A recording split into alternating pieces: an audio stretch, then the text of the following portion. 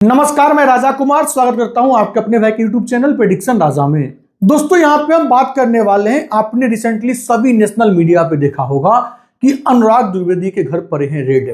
अब देखिए इसके मामले क्या है, सब कुछ मैं आपको क्लियर करके बताऊंगा और मैं आपको बताऊंगा आगे चीजें क्या हो सकती हैं, क्यों ये रेड पड़ी और अनुराग द्विवेदी ने क्या ऐसा गलती किया जिससे आपको सीखना चाहिए। क्या अनुराग द्विवेदी कोई बड़ी मिस्टेक की है जिसके वजह से उनके घर पे रेड पड़ा, सब कुछ आपको मैं इस वीडियो में बताने वाला हूं। देखिए क्या होती है ना कि जब आप कोई फैंटेसी एक्सपर्ट का वीडियो देखोगे, सेम फील्ड का वीडियो देखोगे, तो आपको चीजें ज्यादा क्लियर होंगी। रीजन क्या है कि नेशनल मीडिया वैसा मुझे लगता है कि इस फील्ड को ना समझ ही नहीं पा रही है।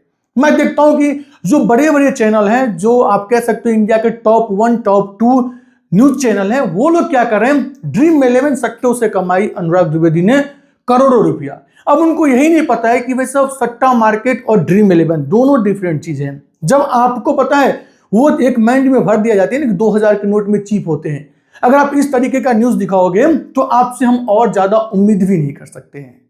अब दिक्कतें क्या है कि उन्हें यह मालूम ही नहीं है what is the difference between सट्टा मार्केट और ड्रीम 11। ड्रीम 11 हमेशा गेम ऑफ स्किल रही है और सट्टा मार्केट जो है हमेशा से इंडिया में बैन रहा है। लेकिन मीडिया वाले को इनको लेके जानना परखना हो तब तो उन्होंने एक अपना जो है एनालिसिस बना लिया है। सभी मीडिया के पास जो है स्क्रिप्ट पहुंच चुकी है कि भाई इस इंसान को आपको सिर्फ गलत दिखाना है, तो वो मीडिया का काम है कि भाई कैसे भी करके इसे गलत ही सिद्ध करनी है। मैं यहां पे एक चीज क्लियर कर देता हूं कि मैं इस वीडियो में आपको ये नहीं बताने वाला हूं कि ईडी ने जो काम किया वो सही किया गलत किया। ईडी काम हमेशा से काम अच्छा ही होता है। बस मैं आपको प्रॉपर रीजन बताऊंगा कि आखिर रेड पड़ी तो पड़ी क्यों और अनुराग द्विवेदी ने क्या क्या मिस्टेक किए जिनकी वजह से ये रेड उनके ऊपर पड़ी है। इस वीडियो में सब कुछ मैं आपको बताने वाला हूं। पहले थोड़ी सी जान लेते हैं आखिर ये अनुराग द्विवेदी है कौन। अब देखिए ये वो फैंटेसी एक्सपर्ट है जिन्होंने फैंटेसी को एफ से लेके वाई तक डेफिनेशन दिलवाई है। मतलब ये जिस फील्ड को कोई जानता नहीं था, पहचानता नहीं था, एक शख्स जो एक गांव यूपी से उठ के आते हैं और इस फील्ड को एक नई पहचान देते हैं। इस फील्ड को वो पहचान देते हैं जो मुझे लगता है कि लगभग 80 to 85% फैंटेसी एक्सपर्ट जो हैं वो इनको देखते हुए फैंटेसी में डेब्यू किए थे। 2-3 फैंटेसी के जो टॉप एक्सपर्ट हैं उनमें से नंबर 1 पे नंबर 2 पे आप इन्हें लेके चल सकते हो। हम मेरे ख्याल से तो अभी आज के टाइम में नंबर 1 फैंटेसी एक्सपर्ट अनुराग द्विवेदी थे, हैं और रहेंगे। ध्यान रखिएगा इस चीज को कि मैं आपको जो इस वीडियो में बातें बताने वाला हूं वो मेरा निजी थॉट है और आपका इसको लेके क्या ओपिनियन है ये कमेंट सेक्शन में बताइएगा जरूर। अब यहाँ पे मैं एक मीडिया में और देख रहा था चीजें कि भाई ये अनुराग द्विवेदी जो है वो साइकिल से लेके फॉर्च्यूनर, फिर जो है आप महंगे महंगे कार इनके पास जो है लंबरगिनी है और भी ढेर सारी महिंद्रा थार है, ढेर सारी कार है। तो क्या एक गरीब का बच्चा महिंद्रा थार तक नहीं पहुंच सकता है? आप कहना क्या चाहते हो ये क्लियरली बता दो। तो मुझे लगता है कि मीडिया इन चीजों को थोड़ी सी गलत तरीके से पेश की है। तो पहले आइए हम बात कर लेते हैं कि अनुराग द्विवेदी ने 3 बड़ी मिस्टेक क्या की है। कहावत है ना, आज से पहले जो हमारे पूर्वज थे वो बोलते थे जितना धन हो उतना छुपाओ। देखिए ये लड़का ने 3 बड़ी मिस्टेक क्या क्या उसको लेकर थोड़ी सी हम बात कर लेते हैं और यहां पे वो 3 बिग मिस्टेक आपके सामने है। पॉडकास्ट में विनिंग एंड लूजिंग अधिक बोल देना। अब देखिए क्या होती है ना कि ये फील्ड में कहा जाता है जो दिखता है वही बिकता है और इन्होंने अगर मान लो किसी मैच में कमाए 50 लाख रुपया तो उसे इन्होंने 50 करोड़ बोल दिया। अब देखिए अंदर की बातें क्या सही क्या गलत, मैं ये बोला हूं कि ये मेरी निजी थॉट्स हैं, ठीक है। अब इनसे सबसे बड़ी मिस्टेक ये हुई, ये करोड़ों को ऐसे बोलते थे जो हजारों रुपीज हो। जैसे हम लोग बोलते हैं ना 5000 मेरे पास है, 10,000 मेरे पास है, ये 5000 के जगह पे 500 करोड़ 1000 करोड़ की बात करने लगे थे, ठीक है। लग्जरियस लाइफ को ऑनलाइन प्रमोट करना, भाई आपके पास क्या है नहीं है उसे आप जो है ना ऑनलाइन प्रमोट करने से बचो, क्योंकि इनके ऊपर मैं पता है मैं 2 चीज बोलूंगा। एक तो निगेटिव जो एनर्जी हम कहते हैं वो इनके ऊपर काम किया है। दूसरा चीज इन्होंने जो अपने आप को इतना लग्जरियस लाइफ दिखा दिया कि भाई मेरे पास 2000 करोड़ हैं, 1000 करोड़ हैं, बताने की जरूरत नहीं पड़ती है जिनके पास होते हैं। इनके पास तो लगभग 10 से 12 महंगे कार हैं। उसके बाद जो इनके पास कहा जाता है कि इनके जो है दुबई में भी इन्वेस्टमेंट वगैरह है। मैं ये बता रहा हूँ कि कहा जा रहा है मीडिया के द्वारा, ठीक है। इसमें मैं ये नहीं बोल रहा हूँ कि दुबई में इनके नाम पे जो है वो फ्लैट है कि क्या है।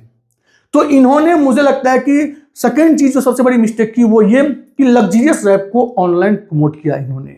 तीसरी चीज जो अभी इन्होंने भाई साहब बड़ी मिस्टेक कर दी ये मुझे लगता है कि ईडी का रेड पड़ने का सबसे बड़ी रीजन यही है। और मैं यहां पे फिर से रिपीट कर देता हूं, ईडी का रेड पड़ना इट डजंट मीन कि आप जो है यहां पे मुजरिम बन गए हो। मैं देख रहा हूं कि मीडिया इसे ऐसे समझा रही है कि देखिए इस मुजरिम को, इस तरीके की चीजें वहां सामने रख रही हैं। मैं ईडी का रेड पड़ना इट डजंट मीन कि आप मुजरिम हो। अब गांव में क्या होती है ना, हर एक 10 दिन 15 दिन पे बंदे जो है कोई ना कोई अरेस्ट वगैरह होते रहते हैं। तो अरेस्ट हो जाना इट डजंट मीन कि आप जो है यहाँ पे मुजरिम हो गए हो, ध्यान रखिएगा। वैसे तो अभी अनुराग द्विवेदी अरेस्ट भी नहीं हुए हैं, पहली चीज। और दूसरी चीज, लोग इनको लेके जो है ना ढेर सारी, मतलब सिर्फ और सिर्फ मार्केट में अफवाह चल रही है कि अनुराग द्विवेदी को अरेस्ट कर लिया जाएगा, जेल हो जाएगा। देखिए क्या होती है, ईडी वर्क जो करती है ना, कभी भी ईडी आपको पहली दफा समन भेजेंगी, ठीक है। अगर आप आ गए, आपसे पूछेंगी, पूछताछ करेंगी कि भाई आपके पास इतने जो है इनकम है, इसमें आपने इतने काम कैसे कर लिए। सेकंड बार आपको फिर समन भेजेंगी, अगर आप नहीं आओगे तो। तीसरी टाइम वो रेड करती है। तो अनुराग द्विवेदी फर्स्ट टाइम जब समन का आया तो आई थिंक रिप्लाई नहीं दिए होंगे, तभी सेकंड टाइम भी समन आया, और सेकंड टाइम भी ये पेश नहीं होंगे। तो जाके थर्ड टाइम इनके जो 10 अड्डे हैं, 10 कह सकते हैं कि इनकी जो लोकेशन थे वहां पे रेड पड़ा था। अब यहाँ पे सबसे मुझे जो लगता है कि इन्होंने भारी मिस्टेक यहीं पे की, दुबई में आलिशान क्रूज पे शादी करके लाइमलाइट में आना। ये मुझे लगता है कि जो भी नेशनल मीडिया है वो कुछ करे ना करे, लेकिन इस चीज को जरूर दिखा रहे हैं कि दुबई में इन्होंने क्रूज पे शादी की, जहां पे कहा जा रहा है कि 100 लोगों की आने जाने रहने खाने पीने फ्लाइट सब कुछ की खर्चा अनुराग द्विवेदी ने पे किया था। उसके बाद कहा जा रहा है कि वहां पे कुछ बॉलीवुड के एक्टर एंड एक्ट्रेस भी मौजूद थे। तो भाई इतना जब आप शो करोगे तो ईडी की नजर कैसे आपके ऊपर नहीं जाएंगी। अब यहां हुआ कि क्यों पड़ी ईडी की रेड? ईडी की बस एक कहना है, भाई आपके पास आय से अधिक जो है संपत्ति ईडी को लग रहा है, आप जो टैक्स पे कर रहे हो उससे अधिक संपत्ति ईडी को लग रहा है। तो आप एक बार जवाब दीजिए कि आपके अगर जस्ट एग्जांपल मैं बता रहा हूं, मेरे नाम पे अगर मैं सरकार को टैक्स पे कर रहा हूं 2 लाख रुपया का, तो भाई आप ये मान के चलिए तकरीबन मेरे पास वो 3 to 4 टाइम्स मनी हो सकते हैं। मतलब मैं 6 से लेके 8 लाख तक का काम कर सकता हूं। लेकिन अगर मैं गवर्नमेंट को टैक्स पे कर रहा हूं 2 लाख का और मैं काम कर लूं 2 करोड़ का, तो भाई ईडी के पास तो जो है ये चीज पूरे डाटा होते हैं कि आप कितने टैक्स पे किए हो और आपके नाम पे कितना जो है काम चल रहे हैं, काम हुए हैं, सब कुछ उनके पास डाटा होता है। और ये जब फंटासी में इतने पॉपुलर चेहरा थे तो उन्हें इन चीजों से बचना चाहिए था। अब ईडी का साफ तौर पे कहना है कि भाई ऐसा है कि आपके नाम पे इतने गाड़ी, इतने बंगले, इतने जो हैं आप शादी में खर्च किए हो, तो आप मुझे ये बताओ कि आपके पास इतना पैसा आया कहां से। अब यहाँ पे सबसे बड़ी बातें क्या सामने आती है कि ईडी बस इनसे सवाल कर रहे हैं, और नेशनल मीडिया हो, फिर जो है ढेर सारे यूट्यूब चैनल हो, वो इनको जो है ना वैसा जैसे लग रहा है कि मुस्लिम करार दे दिए हैं, ऐसा लग रहा है। अब ईडी के पास ये जाएंगे, जो भी ईडी का सवाल होगा उस सवाल का जवाब देंगे। अगर इनके जवाब से ईडी सेटिस्फाइड हो जाते हैं तो चीजें क्लियर हो जाएंगी। ढेर सारे ऐसे केस में देखा गया कि ईडी जो है पूछताछ करती है और उन्हें छोड़ देती है। तो ये चीज अभी ईडी, आपको पता होगा कुछ टाइम पहले एलवीस यादव के साथ भी कुछ ऐसा ही हुआ था, तो ईडी ने उन्हें भी बुलाया था, उनसे ही पूछताछ हुई थी। तो ईडी को बुला के पूछताछ करना ये बहुत बड़ी बात नहीं है, लेकिन हुआ क्या है, मुझे ऐसा लग रहा है ना कि कुछ बड़े मुद्दे को छुपाने के लिए इस टॉपिक को नेशनल मीडिया ने ब्रेकिंग न्यूज बना दी है। आपको क्या लगता है ये टॉपिक ब्रेकिंग न्यूज बनने वाली है? लेकिन नहीं, इन्हें ब्रेकिंग न्यूज बनाया गया है। और यहां पे मैं एक चीज स्पष्ट कर दूं कि मैंने अनुराग द्विवेदी के 2-3 इंटरव्यू देखे थे, जिसमें अनुराग द्विवेदी ये चीज पे जोर देता है कि इंसान को जो है दिल खोल के टैक्स पे करनी चाहिए। तो जो इंसान खुद ही बोल रहा है दिल खोल के टैक्स पे करनी चाहिए, क्या वो यहाँ पे ब्लंडर मिस्टेक क्या होगा, ये अपने आप में एक बिग क्वेश्चन है। अब यहाँ पे आइए, मैं आपसे कुछ सवाल जवाब करता हूं और मैं यहाँ पे आपको कुछ बातें बताना चाहता हूं। ये वो कि गवर्नमेंट की बिग मिस्टेक के वजह से हो रहा है ऐसा, क्या सरकार की यहाँ पे लापरवाही नहीं है? आप बताओ मुझे, अगर यहाँ पे सट्टा बाजार को सरकार क्यों रोक नहीं पा रही है? अभी के टाइम में धड़ल्ले से मार्केट में सट्टे ऐप चल रहे हैं, सरकार क्यों नहीं उसके ऊपर एक्शन ले रही है? और एक्शन ले रही है तो फिर सट्टा मार्केट जो है, इतनी सारी ढेर सारी जो ऐप हैं सट्टे वाली, वो क्यों रन हो रहे हैं इंडिया में?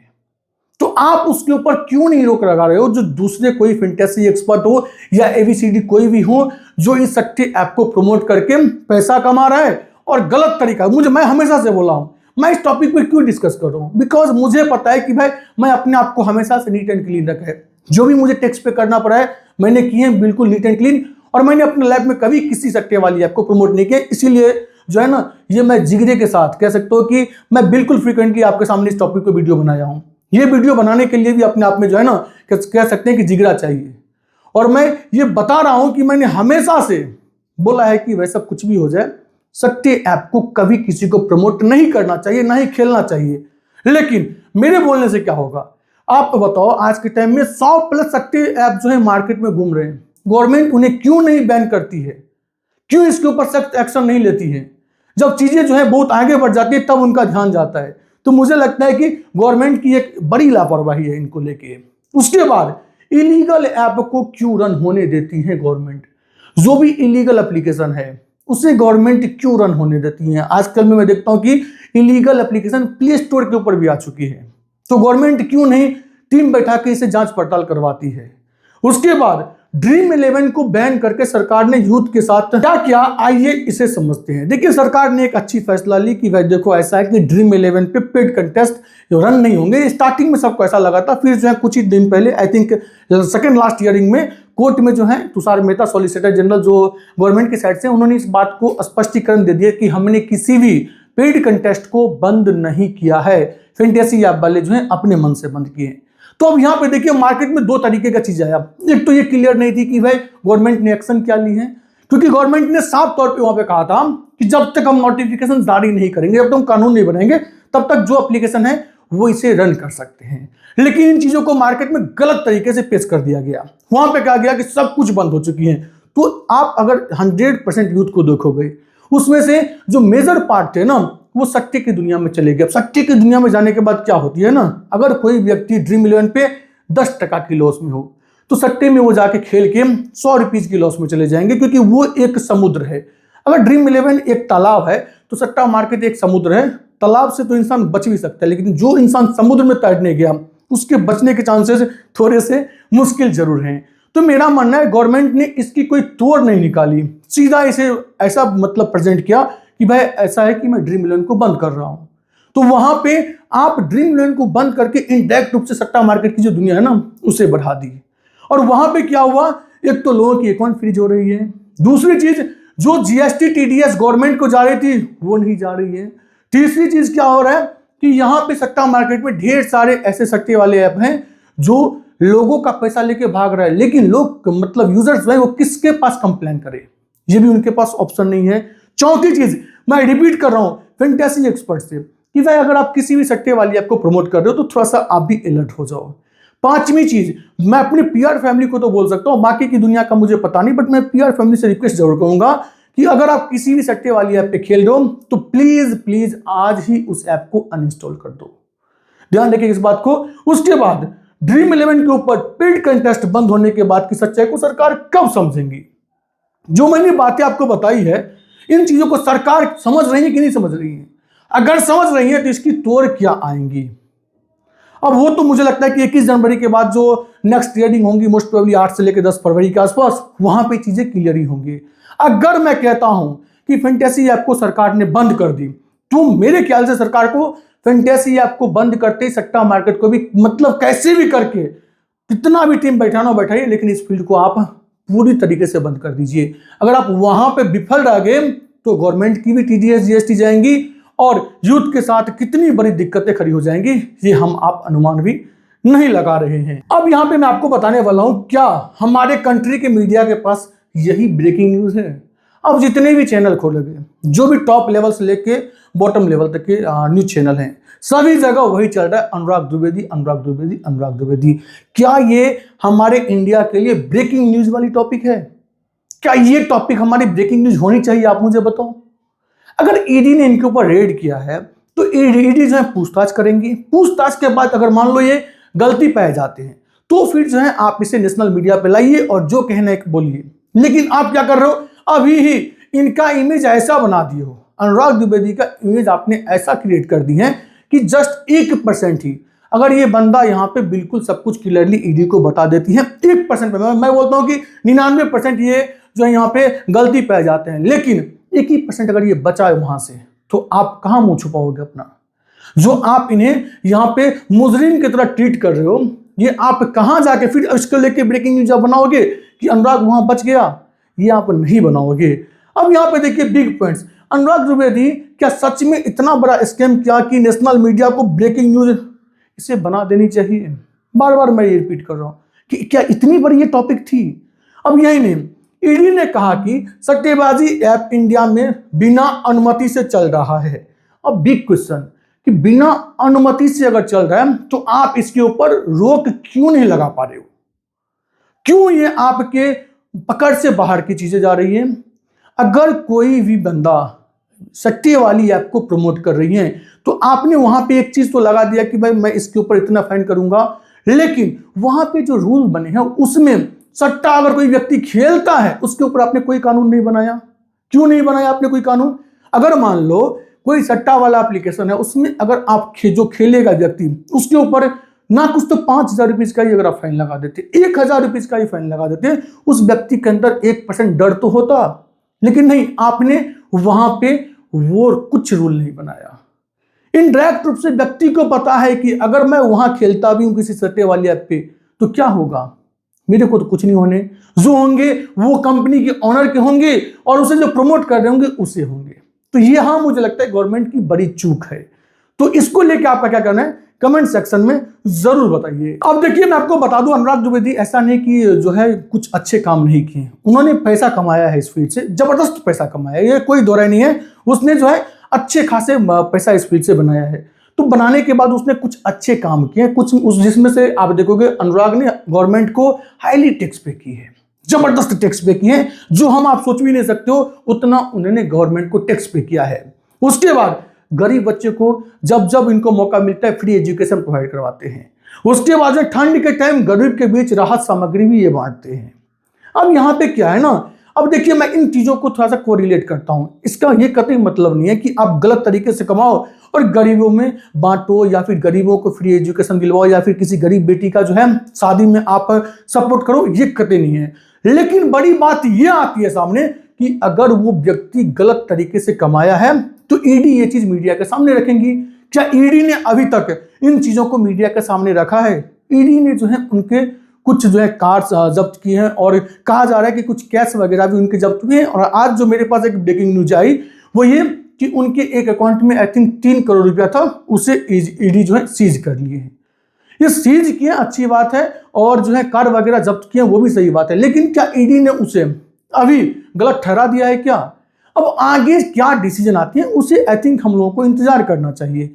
अगर ये गुनहगार हैं तो सजा मिलनी चाहिए, लेकिन अगर ये गुनहगार नहीं है तो वैसा जब तक इसका गुनाह कबूल नहीं हो जाता है, सिद्ध नहीं हो जाता है, तब तक हम या आप अपना ओपिनियन देने से बचे, यही अच्छा होगा। अब देखिए जो व्यक्ति गवर्नमेंट को हाईली टैक्स पे किया, जो व्यक्ति गवर्नमेंट सभी को बोला है कि भाई ज्यादा से ज्यादा टैक्स पे करना चाहिए, जो व्यक्ति गरीबों के बीच में जो है वो आप कह सकते हो कि हमेशा से कुछ ना कुछ तरीके से, चाहे वो ठंड के टाइम हो, चाहे वो एजुकेशन के टाइम हो, चाहे वो शादी के टाइम हो, जो जैसे सपोर्ट बना उसने किया, उसको लेके हम आप गलत नैरेटिव पब्लिक के बीच में नहीं रख सकते हैं। अब यहाँ पे एक चीज बताओ, कोई नेशनल मीडिया कभी ये दिखाए कि अनुराग द्विवेदी ने इस साल इतनी टैक्स पे की? कोई दिखाई? 2022 का हो, 23 का हो, फिर 21 का हो, 24 का हो, ये कोई नहीं दिखाया। अब मीडिया वाले ने नैरेटिव सेट कर ली कि मुझे ये चीज इसको लेके बतानी है, तो वही चीज लाके जो है वो पेश किए। अब ये बताओ कि अगर ये इस केस से निकल जाता है तो ये जो इसके ऊपर दाग लगाया है मीडिया वालों ने, इस दाग को ये कैसे मिटा पाएगा? क्या ये पब्लिक के बीच में जाकर बोल पाएगा कि भाई मैंने कुछ भी गुनाह नहीं किया था? तो अगर आपने एक बार इसे गलत ठहरा दिया तो वैसा क्या इस केस से जब ये निकल जाएगा, जब ये निकलता, मैं कह रहा हूं निकलेगा यही नहीं, अगर ये निकल जाता है तो क्या फिर से ऐसे ही ब्रेकिंग न्यूज आप इसको लेकर चलाओगे? जी नहीं चलाओगे। अब यहां एक बड़ी क्वेश्चन जो है मुझे दिख रही है वो ये है कि क्या मीडिया किसी बिग मैटर को भटकाने के लिए छोटी मुद्दा को जो है ब्रेकिंग न्यूज बना रही है? बाकी आपको क्या लगता है अपना ओपिनियन कमेंट सेक्शन में जरूर दे। अब देखिए मुझे अपनी इंडिया के कॉन्स्टिट्यूशन पे, मुझे अपनी इंडिया के ईडी पे, मुझे अपनी इंडियन गवर्नमेंट पे पूरा ट्रस्ट है। मुझे हमेशा से प्राउड फील हुआ कि हमारी इंडियन गवर्नमेंट जो है, हमारी इंडियन पुलिस जो है, हमारी इंडियन ईडी जो है वो अच्छे रूप से काम करती हैं। मुझे अगर किसी के साथ दिक्कतें हैं ना, वो है इंडियन मीडिया को लेके, जो 2000 रुपीज में चिप को ढूंढते रहते हैं, बोल रहे थे कि चिप मिलेगा इसमें, और बाद में जब उनका इंटरव्यू लिया गया तो वो बोले भाई साहब मैंने तो ऐसा कुछ बोला ही नहीं था। तो मुझे बस उनसे दिक्कतें हैं। बाकी हमारी इंडिया का जो कॉन्स्टिट्यूशन है, जो हमारी इंडियन गवर्नमेंट है, जो हमारी इंडिया की ईडी है, भाई सब वो अपने आप में बेस्ट है। इंडिया की जो डेमोक्रेसी है वो अपने आप में बेस्ट है। लेकिन कुछ चीजें हैं जो मुझे लगता है कि हम उसमें और भी बेहतर कर सकते हैं। तो आपका इसमें क्या ओपिनियन है, क्या कहना है, कमेंट सेक्शन में जरूर बताइएगा। और हाँ, इस मैटर को लेके अनुराग द्विवेदी का क्या कहना है उसको थोड़ा सा हम लोग सुनते हैं। आरोप तो लगा है, बट मैं खुद ही हैरान हूँ कि आरोप क्यों लगा है। क्योंकि मैं 2017 से मैं फैंटेसी क्रिकेट में मैं प्रॉपर आ गया था। 2016 से मैंने खेलना शुरू किया, 2017 से मैंने कंटेंट बनाना शुरू किया। हजारों लाखों करोड़ों लोग, इन लोगों के बीच में अपनी पहचान बनाई, इतनी मेहनत करी, और जो भी मैंने कमाया, मेरे पास हर एक रुपए का हिसाब है। मैंने जितने भी अपने जीवन में कमाया है, हर एक रुपए का मेरे पास हिसाब है। कौन सा पैसा मेरे पास किस कंपनी से आया, कहाँ मैंने खर्च किया। मेरे पास, आप एसेट की बात करें तो मैं, प्रॉपर्टी तो छोड़िए, मेरे पास अगर एक अंगूठी भी है ना, उसका भी मेरे पास बिल है कि हमने उस अंगूठी का पेमेंट किस कार्ड से किया, किस कंपनी का अकाउंट था, मेरा अकाउंट था, कौन से कार्ड से किया, कौन से अकाउंट से किया, पूरा हमारे पास पूरा हिसाब है। एक एक कमाई का मेरा जीएसटी पेड, एक एक कमाई का मेरा टैक्स पेड है। मैं तो वो लड़का था, मैं हर जगह जब मैं भाषण देता था, स्टेज पे जाके, मंच पे जाके, मैं यही बोलता था कि छाती चौड़ी करके टैक्स पे करो, तुम्हारे टैक्स पे करने से देश चलता है। मैं ये सब भाषण देता था, और मेरे साथ ये ऐसा हो रहा है। मैं खुद हैरान हूँ, मुझे खुद समझ नहीं आ रहा। और सबसे ज्यादा हैरान इस बात पे हूँ कि डिपार्टमेंट में इतने पढ़े लिखे लोग, इतने अच्छे लोग हैं, वो लोग ये चीजें समझ क्यों नहीं रहे। किसी के कह देने से या किसी के मन में लगने से किसी के कोई आरोपी नहीं हो जाता। ऐसे मैं भी किसी का भी नाम दे दूं कि फलाने के पास इतना है, ऐसा है, वैसा, यहाँ से पैसा वहां से पैसा आता है, उसका सबूत होना चाहिए, प्रूफ होना चाहिए। अगर ऐसा इतना कुछ होता तो भाई हमारे पास भी लाइन लगी होती जमीनों की, हमारे पास लाइन लगी होती, हमारे पास जो है गाड़ियों की जिनका हिसाब ना होता। मैंने अपनी हर एक गाड़ी का पेमेंट अपनी कंपनी से किया है, अपने अकाउंट से किया, उसका हिसाब है। मैंने हर एक प्रॉपर्टी तो हमारी, मेरे नाम पे कोई प्रॉपर्टी नहीं है। मैं लेने वाला था, एक प्रॉपर्टी लेने वाला था, उसकी रजिस्ट्री हुई नहीं थी। मैं तो खुद समझ नहीं आया। इतना मैंने लॉकडाउन में जब मैं कंटेंट बना रहा था, बीच आईपीएल में टूर्नामेंट रुक गया था, मैं बाहर निकला, मैंने लोगों को बीमार देखा, मैंने तुरंत एम्बुलेंस डोनेट करी अपने क्षेत्र में, नवाबगंज में। मैंने खुद अपनी कमाई पे, अपने अकाउंट से पैसे देके मैंने एम्बुलेंस डोनेट करी, वो भी जल्दी। अब एम्बुलेंस लेने के लिए मैंने एक्स्ट्रा पैसे भी उसके दिए। 7 साल हो गए, 8 साल हो गए लगातार, हर साल ठंडियों में कंबल वितरण होता है, कंबल बांटते हैं, हजारों, 2500, 2000 ऐसे कंबल बांटते हैं। वो प्रथा चलती आ रही, वो भी नहीं बंद हो रही। मेरे जान पहचान में किसी भी बहन बेटी की शादी होती है, दिल खोल के अपनी बहन समझ के गिफ्ट देता हूँ, अपनी बहन समझ के जितना हो सकता है करता हूँ। मुझे खुद समझ में नहीं आ रहा है ये चल क्या रहा है, बट ठीक है, मैं तो तैयार हूँ। वो डिपार्टमेंट है, डिपार्टमेंट लोग हैं, उनका काम करने का तरीका है, वो अपना काम कर रहे हैं। मुझे किसी से कोई आपत्ति, किसी से कोई दिक्कत नहीं है। जैसे उनको काम करना है करें, और हम भी कोऑपरेट कर रहे हैं, हम भी कोऑपरेट करेंगे। हमें कोई इसमें हमें दुविधा नहीं है कोऑपरेट करने में, हम कोऑपरेट करेंगे, जितना हो पाएगा उतना कोऑपरेट करेंगे। और बाकी ठीक है, बाकी तो देखते हैं क्या है। एक बात मैं बात खत्म करने से पहले बोलना चाहूंगा, मेरी जो भी एसेट है, कोई भी एसेट मेरी इलीगल नहीं है। जो भी फंड, कंपनी से फंड मेरे अकाउंट में आया है, सारी बहुत बड़ी बड़ी कंपनीज हैं, यूनिकॉर्न कंपनीज हैं, उनके बड़े बड़े नाम हैं। और हर एक फंड का टैक्स, चाहे वो जीएसटी हो, चाहे वो इनकम टैक्स हो, सब पेड है। मैं इतना बस बोलना चाहूंगा, मेरे पास हर एक चीज का हिसाब है। और फैंटेसी क्रिकेट अभी बैन हुआ है, 2 महीने पहले, 1 महीने पहले, अगस्त में फैंटेसी क्रिकेट इलीगल हुआ है, जब नया कानून आया, न्यू गेमिंग लॉ आया है। उससे पहले फैंटेसी क्रिकेट लीगल था, प्योरली लीगल था, सुप्रीम कोर्ट ने लीगल करके रखा था, 100% लीगल था, गेम ऑफ स्किल था। उसी के दम पे इतने साल चल रहा था, इतनी बड़ी बड़ी कंपनी, इतने बड़े बड़े क्रिकेटर, इतने बड़े बड़े सेलिब्रिटीज उसमें इन्वॉल्व थे, उसको एंडोर्स कर रहे थे, क्योंकि वो लीगल था।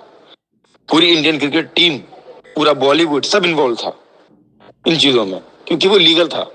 तो मेरी उस कमाई को, जितना भी मैंने कुछ भी जीवन में अगर अच्छा किया है तो उस चीज की इज्जत करते हुए मेरी ये रिक्वेस्ट है कि कोई भी फैंटेसी क्रिकेट को सट्टा, फैंटेसी क्रिकेट को जुआ ना बोले, क्योंकि वो मैं उस काम की पूजा करता हूँ, उसी काम ने मुझे बनाया है।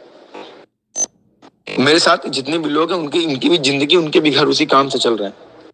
और इस देश में कितने हजार लाखों करोड़ों का टैक्स फैंटेसी क्रिकेट की फील्ड ने पे किया है। तो देश में भी, देश की इकोनॉमी में भी उस कैटेगरी का, उस फील्ड का रोल है। तो उसको सट्टा, उसको गलत, उसको इलीगल ना बोले, मेरी बस ये रिक्वेस्ट है, बस।